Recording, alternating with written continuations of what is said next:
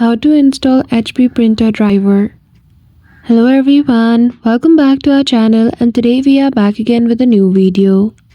So without any delay, let's get into it.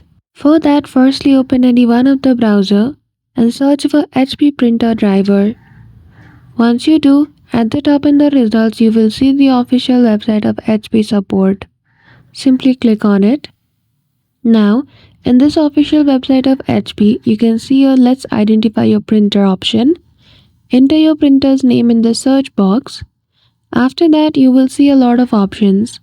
Go to Windows and download that printer driver.